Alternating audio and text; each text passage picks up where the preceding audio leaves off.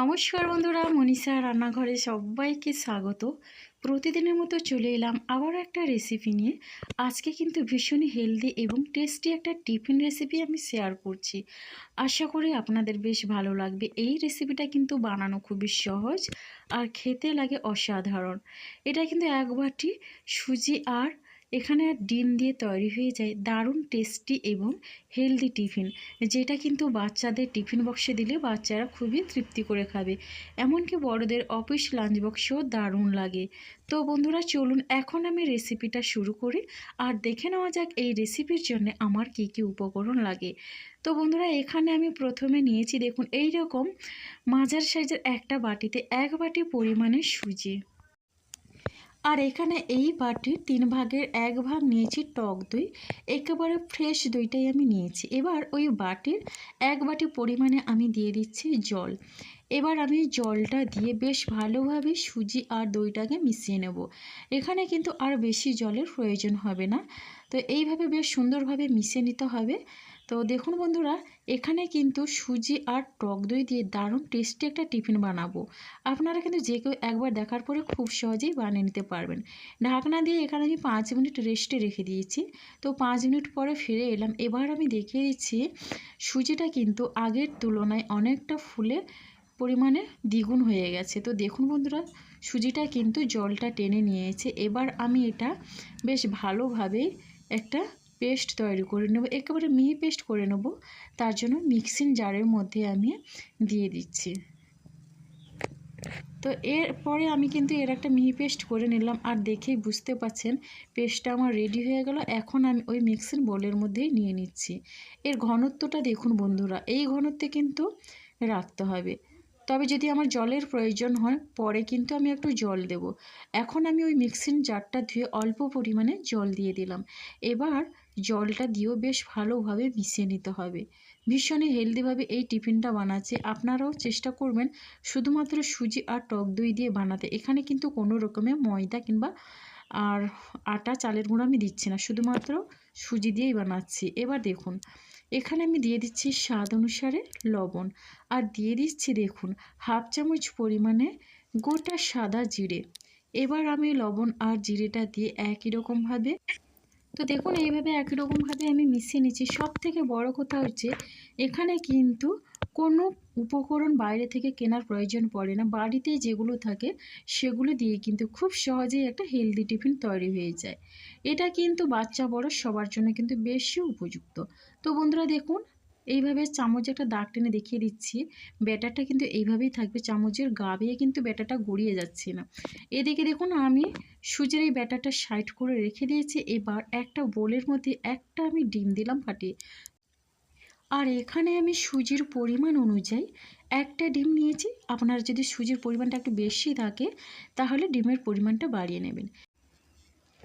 এখানে আমি ডিমটা বেশ ভালোভাবে কিন্তু এইভাবে চামচ দিয়ে ফেটিয়ে নিচ্ছি। আর এরপরে এখানে আমি দিয়ে দিচ্ছি দেখুন বন্ধুরা পেঁয়াজ কুচি আছে, টমেটো কুচি, এরপর অল্প পরিমাণে গাজর কুচি, কাঁচা লঙ্কা কুচি আর কিছুটা ধনেপাতা কুচি।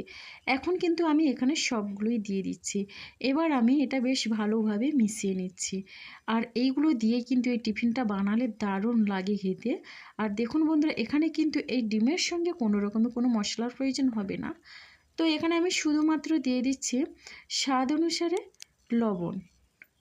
আর এখানে আপনারা চাইলে গোলমরিচের গুঁড়োও দিতে পারেন। তো এখানে দিয়ে দিচ্ছি কালারের জন্য হলুদের গুঁড়ো। এবার লবণ আর হলুদের গুঁড়ো দিয়ে বেশ ভালোভাবেই আমি মিশিয়ে নেব। সুজির আর ডিমের এই রেসিপিটা কিন্তু এতটাই টেস্টি লাগে যে একবার খাবে সে কিন্তু বারবার খেতে চাইবে।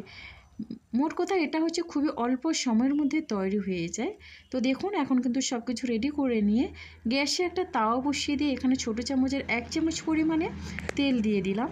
তো রান্নার তেলটা আমি দিয়ে দিলাম। এবার তেলটা বেশ ভালোভাবে গরম করে নেব। এখন আমি একটা ব্রাশ দিয়ে চারিদিকে বেশ ভালোভাবে ব্রাশ করে নিয়ে এখানে হাফ হাতা পরিমাণে দিয়ে দিচ্ছি ব্যাটার। আর আমি কিন্তু এই টিফিনগুলো একটু ছোট করেই বানাবো। হাতার পেছনটা দিয়ে একটু ঘুরিয়ে দিলাম, একটু গোল করে নিলাম। তো বন্ধুরা দেখুন এরপরে উপর থেকে কিন্তু এটা শুকনো হয়ে গেছে। আর এখন আমি উল্টে নিচ্ছি।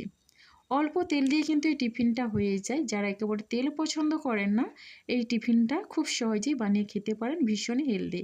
তো এখানে আমি দেখুন ডিমের গোলাটা নিয়ে রুটিটার চারিদিকে এইভাবে দিয়ে দিচ্ছি। এবার দেখুন সব দিকে কিন্তু বেশ ভালোভাবেই দিতে হবে। এখন আমি উল্টে নিচ্ছি। এবার আমি উল্টে পাল্টে একটু লাল লাল করে ভেজে নেব, এতে করে কিন্তু খেতে ভীষণই ভালো হয়। তো বন্ধুরা উল্টে নিয়ে এখানে আরও অল্প পরিমাণে তেল দিয়ে দিচ্ছি, এই চামচের হাফ চামচ পরিমাণে তেল। এবার উল্টে পাল্টে দু পিঠ আমি লাল করে ভেজে নেব। বন্ধুরা বাচ্চাদের টিফিনে কি দেবেন খুঁজে পাচ্ছে না, অথচ হাতের কাছে ডিম আছে, সুজি আছে। শুধুমাত্র ডিম সুজি দিয়ে এই দারুণ টেস্টি টিফিনটা আপনারা খুব সহজেই বানিয়ে নিতে পারবেন, যেটা কিন্তু বাচ্চারা কিন্তু খেয়ে ভীষণই তৃপ্তি পাবে আর খুব সহজেই কিন্তু টিফিন বক্স খালি করে দেবে। তো এখানে একই রকমভাবে আবারও তৈরি করে নিচ্ছি, আরও একটা তৈরি করে আপনাদের দেখিয়ে দিচ্ছি আপনাদের বোঝানোর সুবিধার্থে। তো বন্ধুরা অফিসের লাঞ্চ বক্সেও আপনারা এটা দিতে পারেন। তো দেখুন এরপরে একই রকমভাবে আবারও হাফ হাতা পরিমাণে এখানে ব্যাটারটা দিয়ে দিচ্ছি। এবার ব্যাটারটা ওপর থেকে এইভাবে শুকনো হয়ে আসলে আমি উল্টে নিচ্ছি। আর এই রুটিগুলো দেখুন খুবই পাতলা করে আমি তৈরি করছি। আর এখানে কিন্তু ডিমের গোলাটা রুটিটার চারিদিকে বেশ ভালোভাবেই কিন্তু দিয়ে দিতে হবে। এটা কিন্তু আপনারা চাইলে ব্রেকফাস্ট হিসেবেও খেতে পারেন, এমনকি এটা ডিনারেও দারুণ লাগবে খেতে। সন্ধ্যের সময় হালকা ফুলকা খিদে পেলে কিন্তু খুব সহজে এটা আপনারা বানিয়ে খেতে পারেন, যেটা কিন্তু যে একবার দেখবে খুব সহজেই বানিয়ে নিতে পারবে। তো বন্ধুরা দেখুন এইভাবে করে কিন্তু আমি এখানে সবগুলো তৈরি করে নেব। আর রেসিপিটা ভালো লাগলে অবশ্যই আপনারা লাইক শেয়ার কমেন্ট এবং সাবস্ক্রাইব করে আমার পাশে থাকবেন। নতুন বন্ধুরা এখনও যারা আমার চ্যানেলটিকে সাবস্ক্রাইব করেননি, প্লিজ সাবস্ক্রাইব করে পাশে থাকা বেল আইকনটি প্রেস করে নোটিফিকেশন অল করে দেবেন, তাহলে কিন্তু সবার আগে আপনারা আমার নোটিফিকেশান পেয়ে যাবেন। তো বন্ধুরা রুটিটা একটু লাল করেই ভেজে নিতে হবে, তাহলে কিন্তু ভীষণই টেস্টি হবে।